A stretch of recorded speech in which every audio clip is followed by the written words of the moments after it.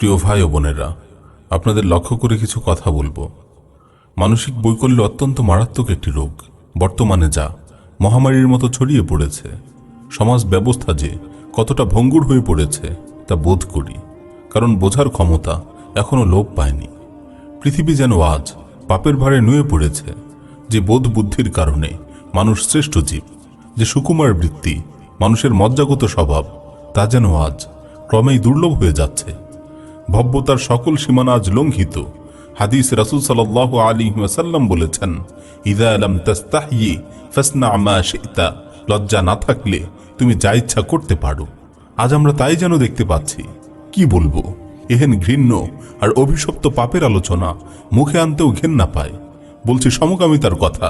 লূত আলাইহিস সালাতু ওয়াস সালামের সম্প্রদায়কে আল্লাহ তাআলা এই ঘৃণ্য পাপের কারণে দৃষ্টান্তমূলক শাস্তি দিয়েছেন। জর্ডানের মৃত সাগর আজও যার সাক্ষী হয়ে আছে। পৃথিবীতে শয়তানের প্ররোচনায় যেই বিকৃত যৌনাচারের শুরু, আজ সভ্য নামের অসভ্যরা তার যৌক্তিকতা প্রচার করে একে বৈধতা দিয়ে চলেছে। এই তো কিছুদিন আগেই গোপূজারী ভারত একে বৈধতা দিয়েছে। তার প্রভাব ইতিমধ্যে এদেশেও পড়তে শুরু করেছে।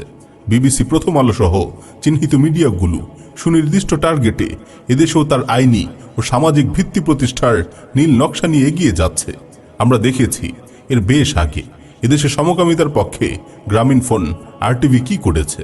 পত্রিকাগুলো নায়ক নায়িকাদের সমকামিতার রগরগে কাহিনী ফেদে উঠতি বয়সী তরুণ তরুণীদের কাছে কি মেসেজ দিতে চাইছে তা আজ স্পষ্ট।